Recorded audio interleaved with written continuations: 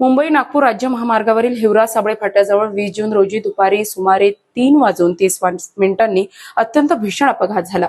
अवघ्या 10 फुटाच्या मालवाहू वाहनातून नियमबाह्य पद्धतीने वाहतूक करण्यात येत असलेले सुमारे 25 फुटाचे लोखंडी अँगल समोरून येणाऱ्या क्रुझर वाहनाच्या केबिनमध्ये थेट घुसल्याने महिला व लहान मुलांसह अनेक जण जखमी झाले। डोणगावकडून मेहकरकडे जाणारे क्रुझर क्रमांक MH37 AH 2722 आणि मेहकरकडून डोणगावकडे लोखंडी अँगल घेऊन येणारे मालवाहू वाहन क्रमांक MH47 Y 3976 यांच्यात हिवरा साबळे फाट्याजवळ अमोरासमोर धडक झाली। प्राथमिक माहितीनुसार संबंधित मालवाहू वाहनात क्षमतेपेक्षा अधिक लांबीचे तब्बल 15 ते 20 फुटाचे लोखंडी अँगल भरले होते आणि हे अँगल वाहनांच्या दोन्ही बाजूंनी सुमारे 6 ते 7 फूट बाहेर आलेले होते।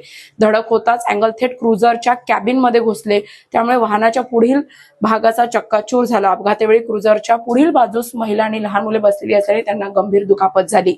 अपघातानंतर परिसरातील नागरिकांनी तातडीने घटनास्थळी धाव घेतली। माहिती मिळताच डोणगाव पोलीस स्टेशनचे कर्मचारी घटनास्थळी दाखल झाले।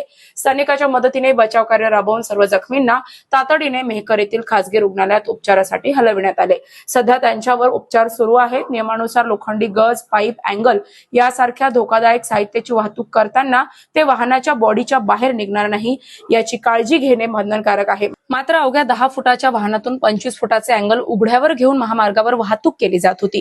परिवहन विभाग व महामार्ग पोलिसांच्या दुर्लक्षामुळे अशा जीवघेण्या वाहतुकीमुळे निष्पाप नागरिकांच्या जीवाला धोका निर्माण होत असल्याचा आरोप नागरिकांकडून केला जात आहे। या भीषण अपघातानंतर नियमाचे उल्लंघन करणाऱ्या वाहनांवर परिवहन विभाग संबंधित यंत्रणा कठोर कारवाई करणार का, असा संतप्त सवाल नागरिकांकडून उपस्थित केला जात आहे। गजानन वाघमारे, अजिंक्य भारत प्रतिनिधी, डोणगाव।